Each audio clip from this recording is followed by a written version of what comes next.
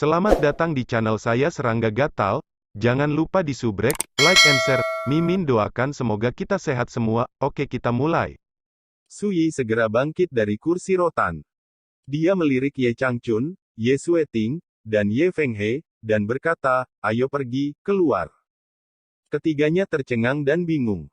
"Su Yi, kamu, apa maksudmu?" Ye Changchun mengerutkan kening. "Tentu saja mengirimmu ke jalanmu." Su Yi berkata, dan sudah berjalan menuju halaman kecil King Yun, "Aku tidak ingin tempat di mana aku tinggal berlumuran darah." Ye Changchun dan yang lainnya saling memandang dengan cemas, merasa lengah. Mereka baru saja tiba, dan mereka belum mengatakan sepatah kata pun, tetapi melihat sikap Su Yi, sepertinya dia terlalu malas untuk berbicara omong kosong dan ingin berbagi hidup dan mati dengan mereka. Itu adalah kejutan bagi mereka. Bahkan Ye Yunlan tidak bisa menahan lidahnya, "Anak ini. Apakah itu terlalu rapi? Apa yang kamu katakan padanya?" Ye Changchun menatap Ye Yunlan dengan ekspresi muram. Apa yang harus dikatakan atau tidak, sudah dikatakan.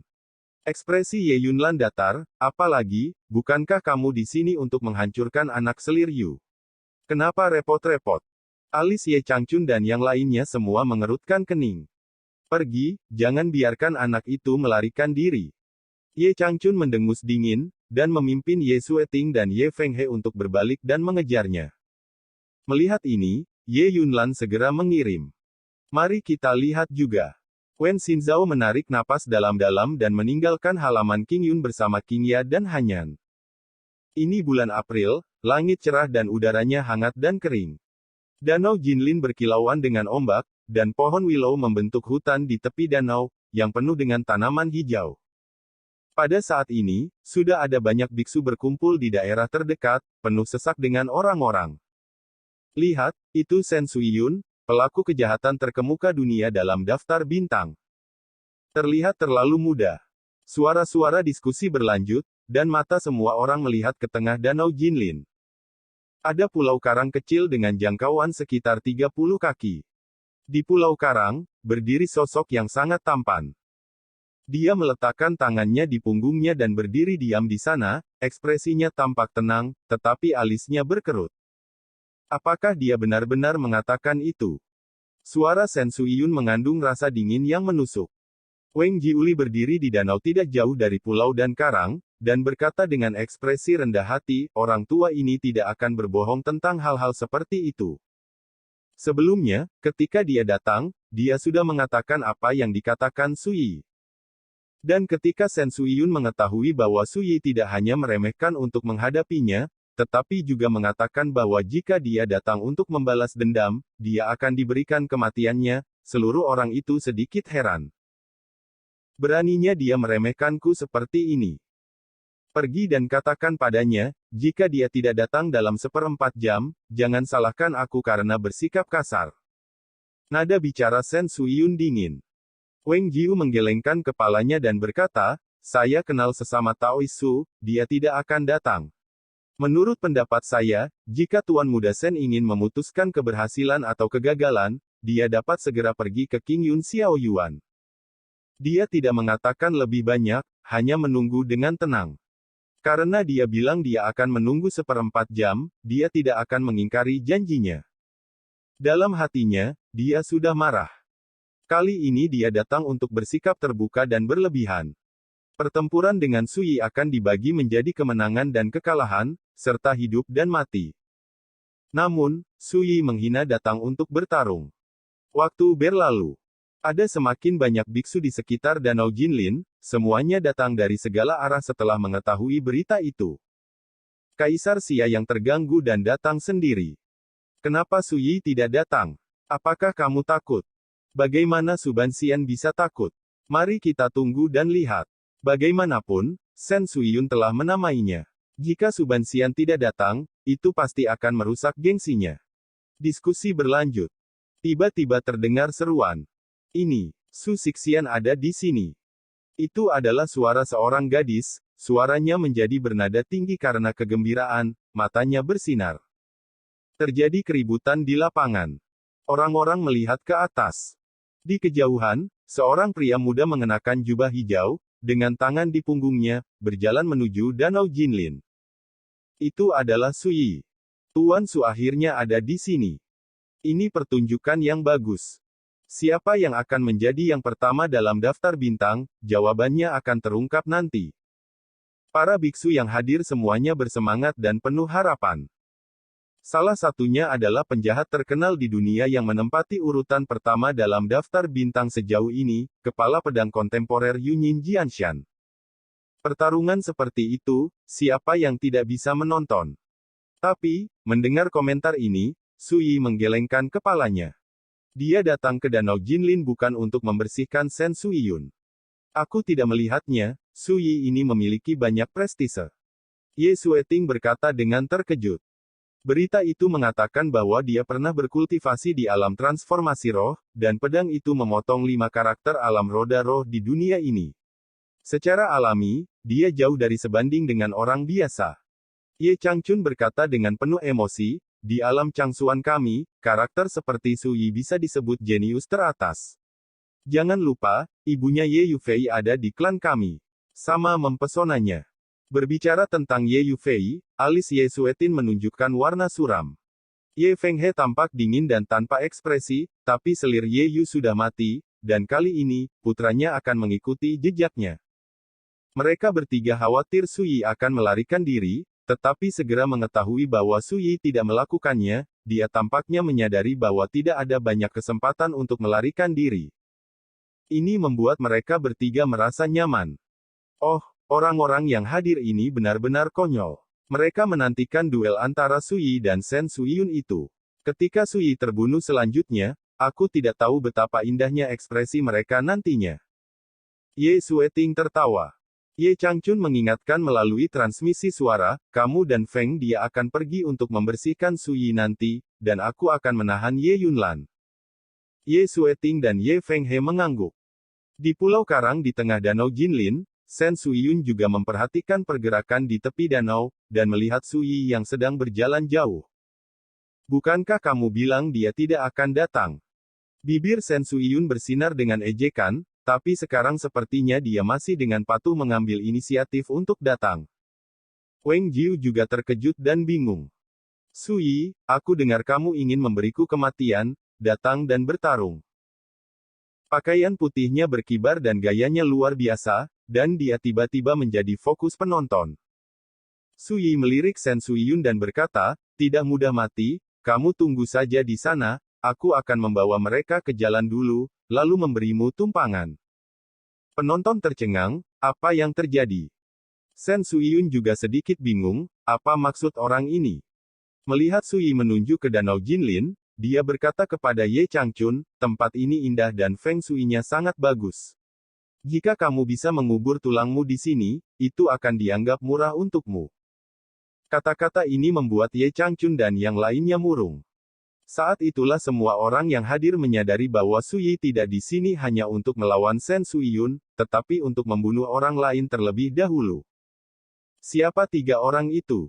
Aku tidak tahu, tapi sepertinya mereka tidak mudah untuk dipusingkan. Bagaimana mungkin orang biasa yang bisa membuat Su Xianxian mengambil tindakan? Sayangku, Su Xianxian sama sekali tidak menatap mata Sen Suiyun, jika tidak, mengapa kamu berani mengabaikan Sen Suiyun saat ini? Ketika Xia Huang dan Wang Jiu melihat ini, mereka tidak bisa menahan diri untuk tidak terkejut, dan ekspresi mereka tidak pasti. Su Yi, aku bisa berurusan dengan mereka. Pada saat ini, Ye Yunlan melangkah keluar dengan ekspresi tegas. Siapa ini? Semua orang di lapangan menjadi semakin curiga. Su Yi berkata tanpa daya, awasi saja, jika aku benar-benar bukan lawan dari orang-orang ini, bagaimana kalau kamu mengambil kesempatan lagi? Ye Yunlan ragu-ragu. Adegan ini membuat Ye Changchun mencibir dan berkata kepada Ye Sueting, kalian berdua, siapa yang akan membunuh putra ini? Aku akan melakukannya. Ye Fenghe berkata, mengambil langkah di udara, dia datang ke puncak danau skala emas, lalu berbalik, matanya seperti listrik dingin, mengunci Su Yi dari kejauhan, dan berkata, pria kecil, datang dan memimpin kematian. Kata-kata itu bergema di seluruh dunia. Pada saat yang sama, Ye Changchun dan Ye Sueting berdiri di depan Ye Yunlan. Ye Yunlan, saya menyarankan Anda untuk tidak bertindak gegabah, jika tidak, klan pasti akan memperlakukan Anda seperti pengkhianat dan menghukum Anda dengan berat. Ye Sueting berkata dengan dingin. Ye Fenghe tersenyum dan tidak mengatakan apa-apa. Dalam keluarga Ye hari ini, Ye Yunlan adalah karakter yang sangat tidak populer. Pada saat ini, orang-orang yang hadir akhirnya mengerti bahwa Sui datang ke sini hari ini untuk membunuh ketiga orang asing itu. Adapun Sen Suiyun, tidak cukup untuk membuat Sui menjadi musuh besar. Kalau tidak, bagaimana Sui bisa begitu diabaikan? Sen Suiyun jelas menyadari hal ini, wajahnya tiba-tiba menjadi sangat muram, dia hanya merasa bahwa martabatnya diprovokasi dan diinjak-injak, dan hatinya penuh amarah. Dia tidak lagi ragu-ragu, melangkah di udara, berdiri di tanah, memandang Ye Fenghe, dan berkata dengan dingin, bahkan jika kamu ingin membunuh Sui, aku harus didahulukan. Kata-katanya nyaring, udara yang membunuh mengguncang langit, dan awan di langit runtuh dan meledak. Ada sensasi di lapangan, dan orang-orang gempar. Saya awalnya berpikir bahwa ini akan menjadi duel yang tak tertandingi, tetapi siapa yang mengira bahwa kebangkitan tiba-tiba dari kecelakaan itu jauh lebih mengasyikkan daripada yang dibayangkan. Bocah kecil, apa salahnya duduk di gunung untuk menonton pertarungan harimau? Saya menyarankan Anda untuk tinggal dan menonton kesenangan. Ye Fenghe menggelengkan kepalanya. Penghinaan yang terungkap secara tidak sengaja membuat wajah Sen Suiyun menjadi gelap. Belum lagi diinjak-injak oleh Sui, sekarang bahkan seorang pria yang muncul entah dari mana berani mengabaikan keberadaannya. Bagaimana ini bisa ditoleransi? Pada saat ini, Sui sudah melangkah ke danau skala emas, melirik Sen Suiyun, dan berkata, dia mengatakannya dengan benar, untuk dapat menonton adegan yang hidup sebelum mati sama dengan kehidupan ekstra. Ya, ada apa? Bagaimana mungkin penjahat terkenal di dunia yang menempati urutan pertama dalam daftar bintang ini pernah menerima penghinaan seperti itu sebelumnya? Dadaku hampir meledak. Namun, tepat ketika Sen Suiyun akan memperhitungkan segalanya dan mengambil bidikan pertama, sepasang matanya tiba-tiba menyusut. Aura Ye Fenghe tiba-tiba berubah. Permukaan air danau Jinlin bergetar hebat, kabut air menguap, dan langit yang semula cerah menjadi suram dan tertekan.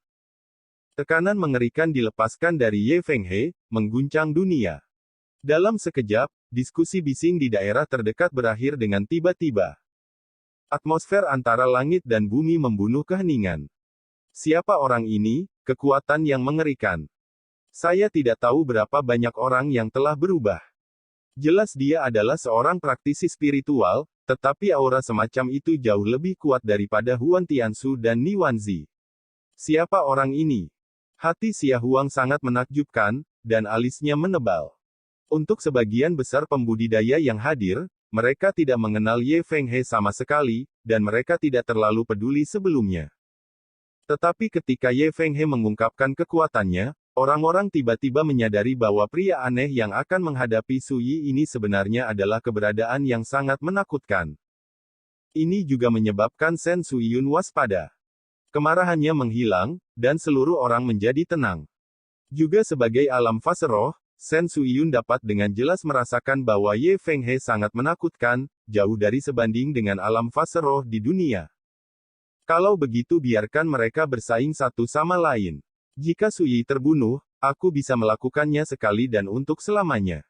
Jika orang ini terbunuh, Sui pasti akan membayarnya. Terlebih lagi, ambil kesempatan ini untuk melihat seberapa kuat Sui. Sambil memikirkannya, Sen Suiyun dengan paksa menanggung penghinaan di hatinya dan diam-diam meninggalkan daerah itu. Ini juga membuatnya diam-diam lega. Apakah kamu akan mati satu persatu? Melihat hanya Ye Fenghe yang berdiri, alis Sui tidak bisa menahan kerutan sedikit, seolah-olah sedikit tidak senang.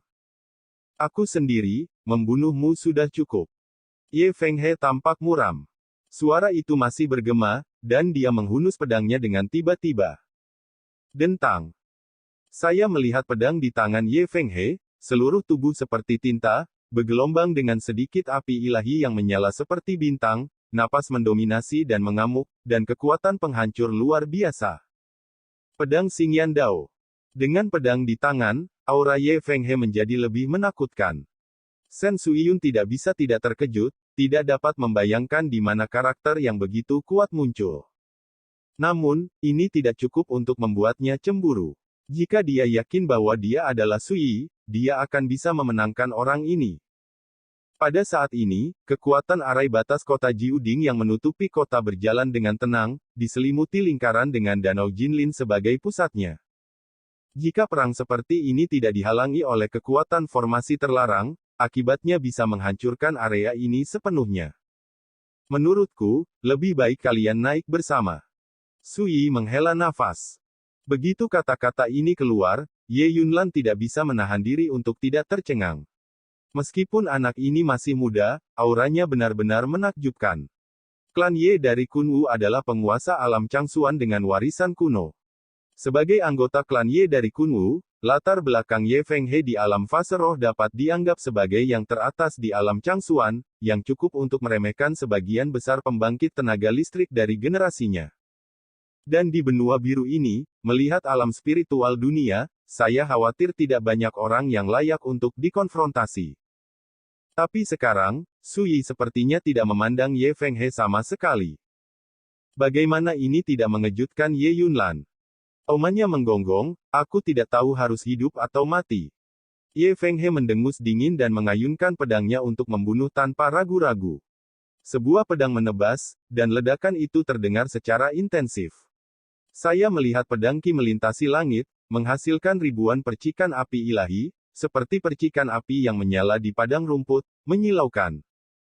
Danau skala emas besar mendidih dengan hebat. Kabut langit. Semua orang yang hadir terkejut, kulit mereka dingin, pedang yang mengerikan.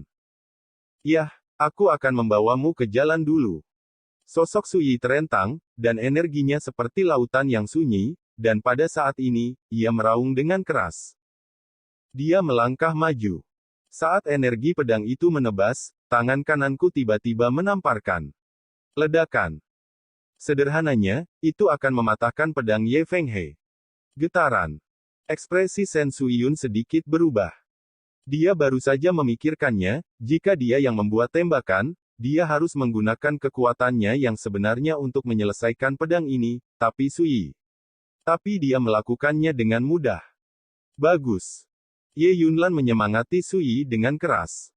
Sungai angin, jangan gegabah, tapi jangan menahan diri. Ye Changchun mengerutkan kening, dan ada sedikit ketidakpuasan dalam suaranya. Bagus. Mata Ye Fenghe dingin, dan dia berlari dengan seluruh kekuatannya. Ledakan. Memotong. Dalam raungan yang memekakkan telinga, Ye Fenghe mengayunkan pedangnya untuk membunuh. Dari kejauhan, kehampaan itu seperti lautan api yang menyala-nyala, dengan ribuan pedang Qi mengaduk di dalamnya. Ilmu pedang semacam ini sudah cukup untuk membuat dunia terkejut, dan hantu serta dewa muda diubah. Sui bahkan tidak melihatnya dan melangkah maju. Tampaknya lambat, tetapi dalam sekejap mata, Sui telah datang ke Ye Fenghe. Kemudian, sebuah pukulan.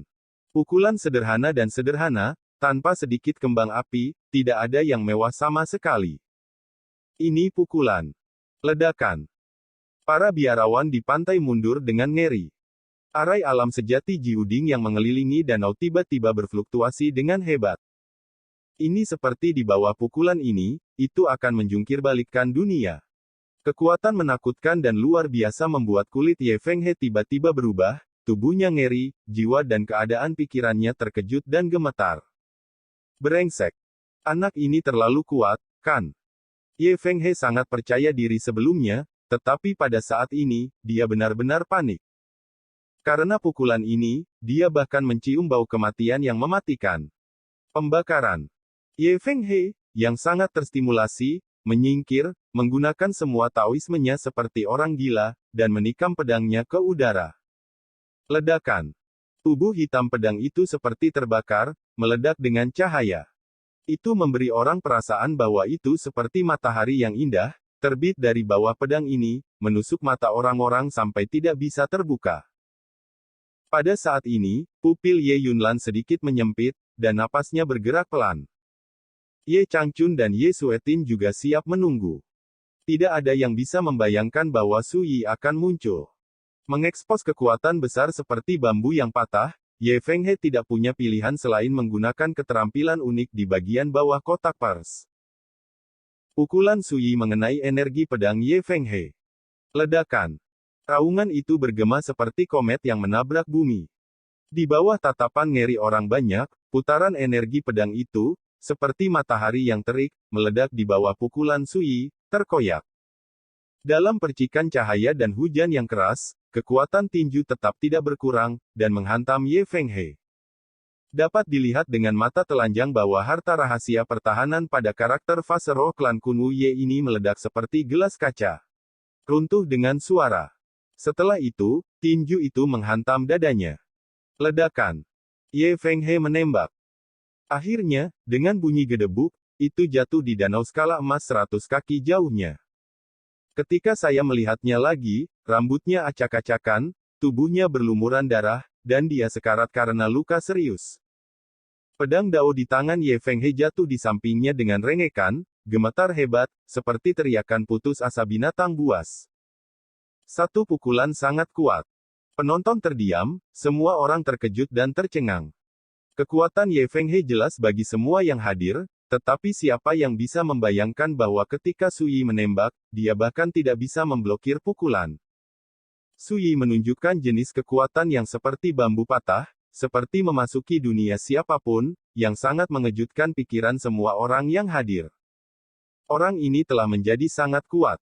Hati Sen Suyun berjatuhan, tubuhnya diam-diam tegang, dan bahkan dia dikejutkan oleh pukulan tirani Suyi. Bagaimana mungkin? Ye Sueting kehilangan suaranya dan menyerahkannya.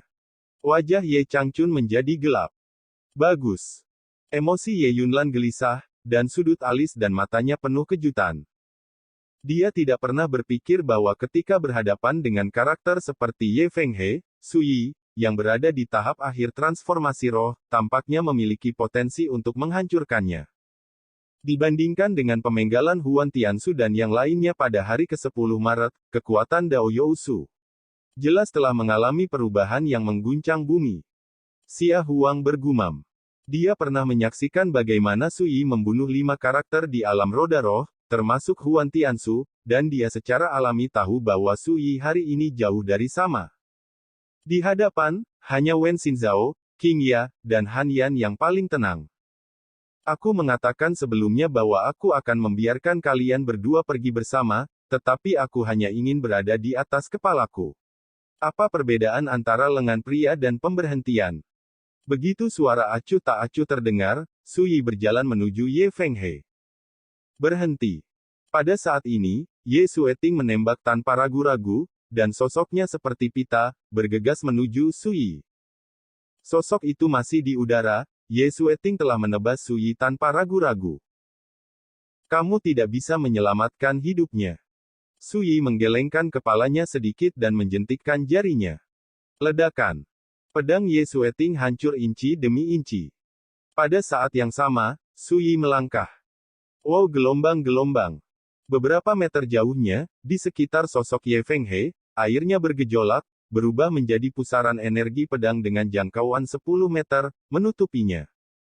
Tidak. Ye Fenghe berteriak ketakutan. Suara itu tiba-tiba berakhir. Ahli teratas klan Kunwu Ye ini di alam fase roh, di bawah tatapan mata ngeri yang tak terhitung jumlahnya, tubuhnya dihancurkan menjadi pasta darah halus oleh pusaran pedang Qi.